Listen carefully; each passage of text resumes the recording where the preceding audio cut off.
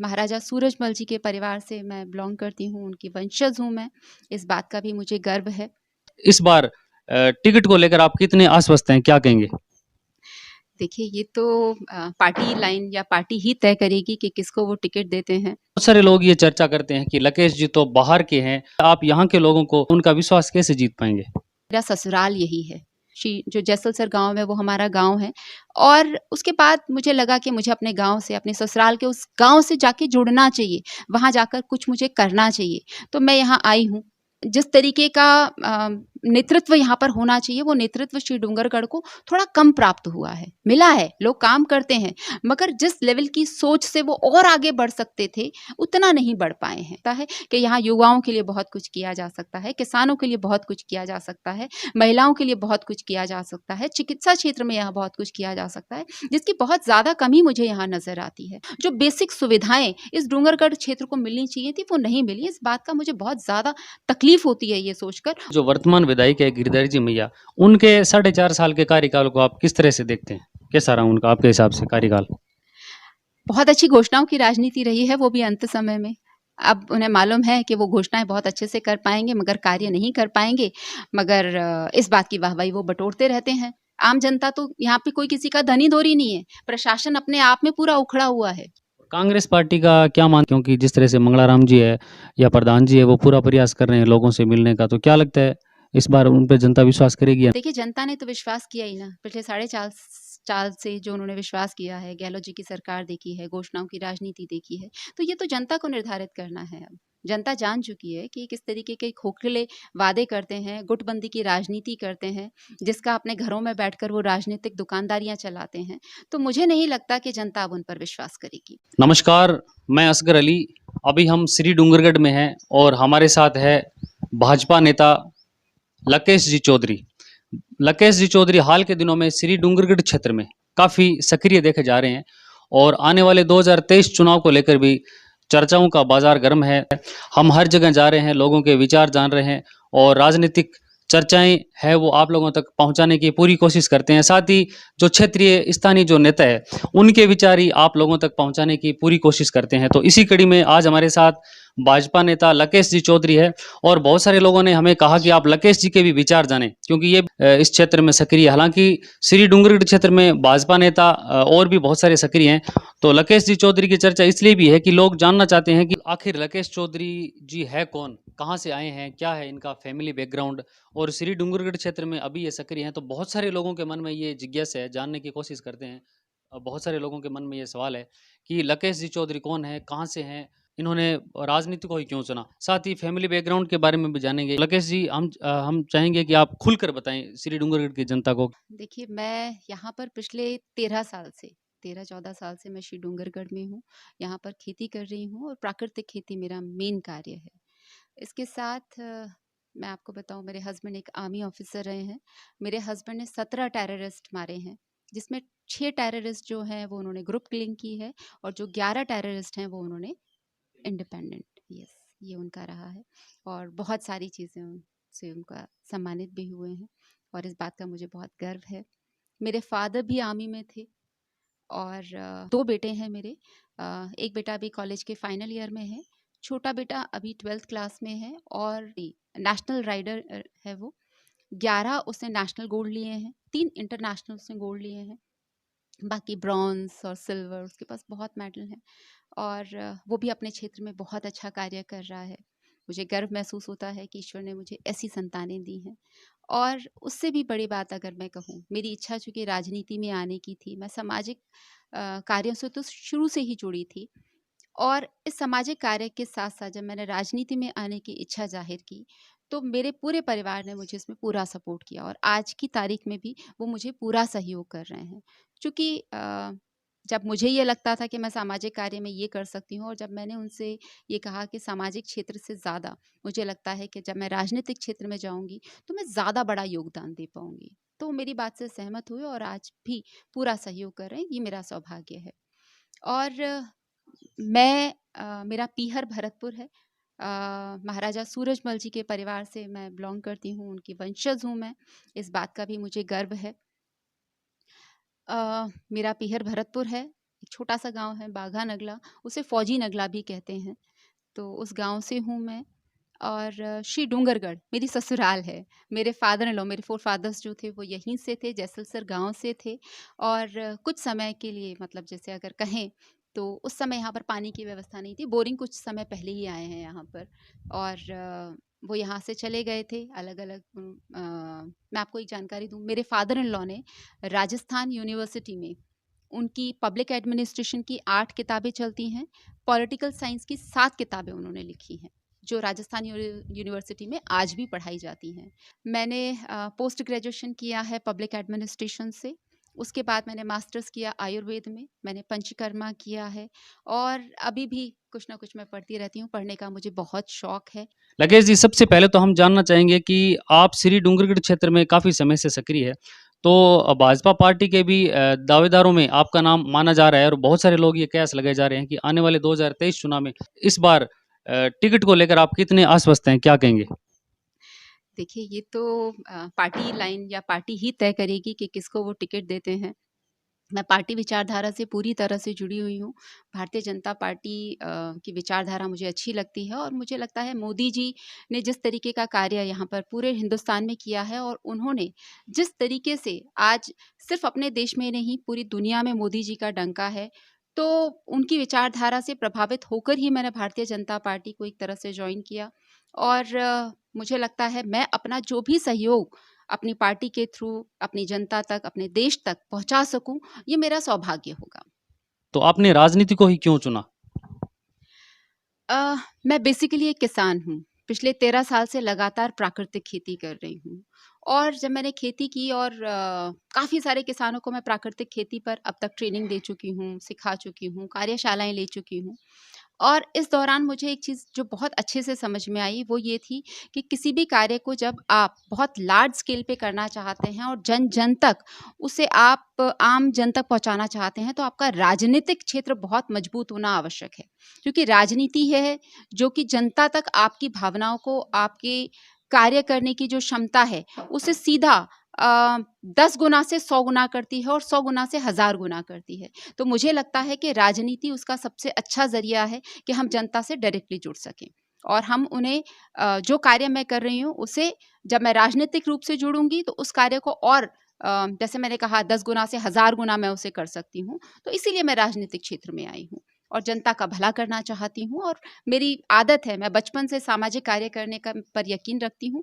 तो मुझे लगता है कि ये एक अच्छा क्षेत्र है। राजनीतिक रूप से अगर मैं सक्रिय होती हूँ, तो जनता के बीच में जाकर जनता के लिए बहुत कार्य कर सकती हूँ।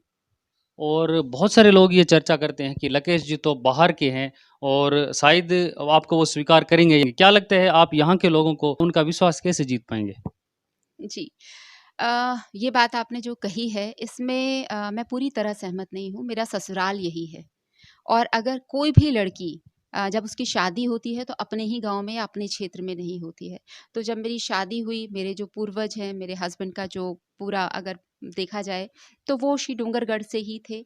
हाँ, मगर यहाँ की परिस्थितियाँ ऐसी नहीं थी एक टाइम पर, ना यहाँ पर पानी की व्यवस्था थी और ना ही यहाँ पर इतने ट्यूबवेल थे। तो उस समय उन्होंने अपना रोज़गार ढूँढने के लिए वो बाहर चले गए।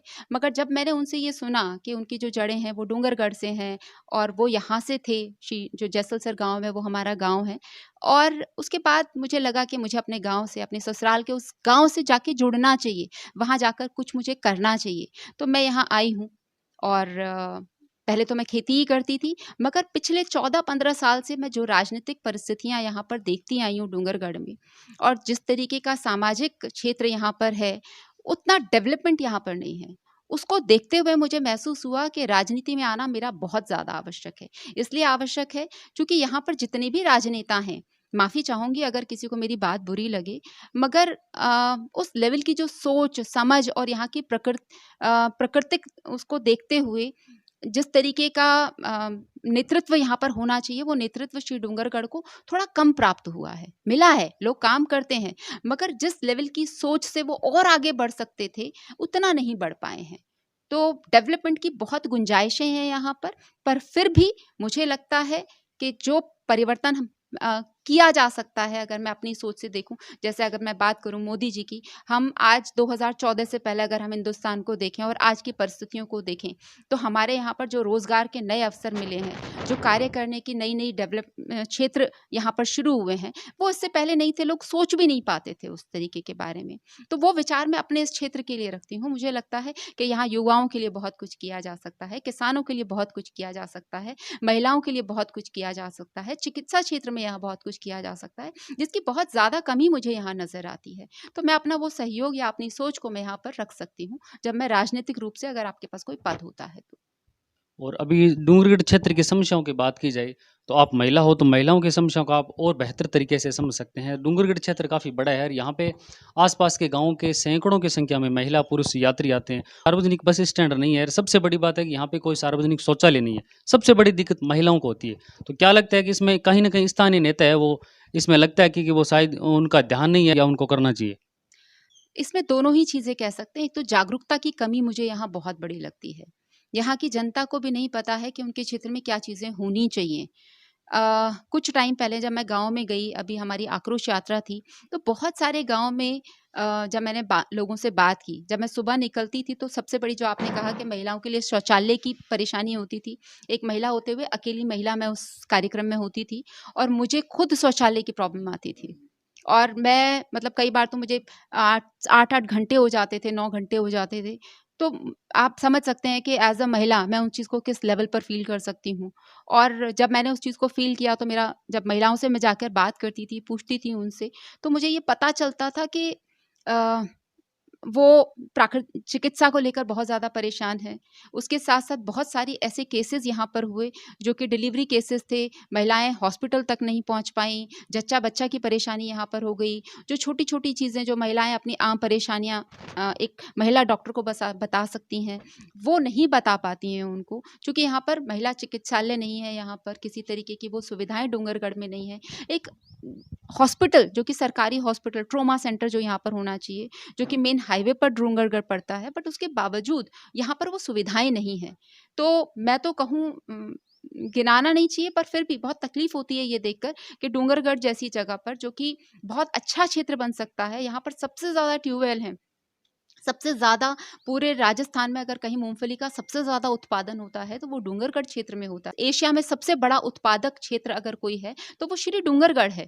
सबसे ज़्यादा बिजली का बिल देने वाला पूरे राजस्थान में अगर कोई क्षेत्र है किसानों में, तो वो श्री डूंगरगढ़ क्षेत्र है। मगर उसके बावजूद जो बेसिक सुविधाएँ इस डूंगरगढ़ क्षेत्र को मिलनी चाहिए थी, वो नहीं मिली। इस बात का मुझे बहुत ज़्यादा तकलीफ़ होती है ये सोचकर, और महिलाओं को लेकर तो और भी ज़्यादा, चूँकि जो जिस चीज़ की उनको ज़रूरत है, चाहे वो शिक्षा का क्षेत्र हो, चाहे चिकित्सा का क्षेत्र हो। और आपने कहा कि यहाँ पर बस स्टैंड तो डेफ़िनिटली मैं देखती हूँ, यहाँ पर सड़क पर आकर खड़ी होती हैं और महिलाओं को और किसी भी यात्री को वो सुविधा ही नहीं होती कि वो सड़क पर कहाँ खड़ा हो। अपना सामान लेकर वो इधर-उधर घूमते रहते हैं, कभी पुलिस वाले उनको हटा देते हैं, कभी कोई हटा देता है उनको। आंधी-तूफ़ान आ जाते हैं तो उनके पास जगह नहीं होती है किसी तरीके की वहाँ पर उनको जाने के लिए।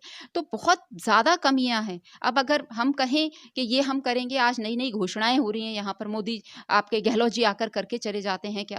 पिछले 4.5 साल से वो सो रहे थे क्या? क्या उस समय उनको जनता की परेशानियाँ नज़र नहीं आई थी? और अभी जो वर्तमान विधायक है गिरिधर जी मैया, उनके 4.5 साल के कार्यकाल को आप किस तरह से देखते हैं? कैसा रहा उनका आपके हिसाब से कार्यकाल? बहुत अच्छी घोषणाओं की राजनीति रही है, वो भी अंत समय में। अब उन्हें मालूम है कि वो घोषणाएँ बहुत अच्छे से कर पाएँगे, मगर कार्य नहीं कर पाएँगे। मगर इस बात की वाहवाही वो बटोरते रहते हैं। मगर ठीक है, देखिए मैं किसी के खिलाफ नहीं जाऊँगी, वो अपना कार्य करने की कोशिश कर रहे हैं।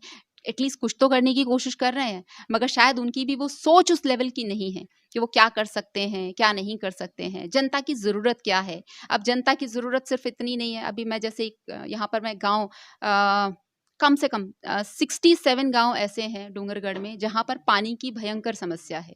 उन गाँव में बोरिंग की प्रॉपर व्यवस्था नहीं है, कहीं पाइपलाइनें खराब हो गई हैं, कहीं पंप सेट खराब हो रखा है, और वहाँ पर जब वो जाते हैं, तो पंप सेट वाला जो होता है वो लेके जाते हैं यहाँ से, कहते हैं हम डाल रहे हैं, वो मोटर गायब हो जाती है, पंप गायब हो जाता है, और नई-नई समस्याएँ, उनकी पुलिस कंप्लेंट हो जाती है और कहते हैं जी चोरी हो गया हमारा सामान। यहाँ पर तौलिया सर जीएसएस है, उसका सामान लेके भाग गया कोई, चोरी हो गया। उसके बाद पुलिस वाले घूमते रहते हैं। अब आप बताइए कि कानून व्यवस्था कहाँ है? ये व्यवस्था, जब सरकारी चीज़ें चोरी हो रही हैं, तो आम जनता का तो आप क्या कहेंगे? आम जनता तो यहाँ पे कोई किसी का धनी धोरी नहीं है, प्रशासन अपने आप में पूरा उखड़ा हुआ है। अभी भाजपा में बहुत सारे दावेदार सामने आ रहे हैं, तो क्या लगता है कि अब की बार टिकट को लेकर क्या लगता है कि ताराचंद जी पे भाजपा विश्वास करेगी, या अभी बहुत सारे और भी है जैसे राम गोपाल जी सुतार है, छेलू सिंह जी है, तोड़ाराम जी जाखड़ है, कृष्ण राम जी गोदार है, या लगता है कि अब की बार भाजपा लकेश जी चौधरी पे विश्वास करेगी? कि मैं मेरी पार्टी से या मेरी पार्टी के जो मेन पदाधिकारी हैं जो कि टिकट का निर्णय लेंगे, वो जिसको योग्य समझेंगे, उनको लगेगा कि ये इनकी पार्टी की सीट निकाल सकते हैं और अपनी सरकार बनाने में अपनी जिम्मेदारी को पूरी तरह से निभा सकते हैं, वो उनको टिकट देंगे और मैं इस बात का सम्मान करूंगी। आप कितने आश्वस्त हैं अब की बार टिकट को लेके? देखिए, यहाँ पर बैठा जो भी कार्यकर्ता कार्य कर रहा है और टिकट मांग रहा है, वो पूरी तरह आश्वस्त है। मैं भी आश्वस्त हूँ। और अभी जो भाजपा के पूर्व कद्दावर नेता रह चुके हैं तो कृष्णाराम जी नाई, वो भी चुनावी मैदान में है, तो क्या लगता है कि कृष्णाराम जी नाई अगर चुनाव लड़े तो भाजपा को कहीं ना कहीं इसका नुकसान हो सकता है? भाजपा उनको मनाने का प्रयास करेगी? देखिए, हर इंसान अपने आप में एक आज़ादी रखता है, उसकी अपनी विचारधारा है, मैं उनका बहुत सम्मान करती हूँ और भारतीय जनता पार्टी की नींव रखने वाले जो थे वो कृष्णाराम नाई जी थे यहाँ पर और बहुत सारे कार्यकर्ता उनसे जुड़े हुए हैं। तो मैं मेरे पर्सनल लेवल पर मैं चाहूँगी कि वो हमारी पार्टी विचारधारा के साथ जुड़े रहें और हमारे कार्य में और आशीर्वाद दें मुझे। मैं उनको बहुत सम्मानजनक रूप से देखती हूँ। बस।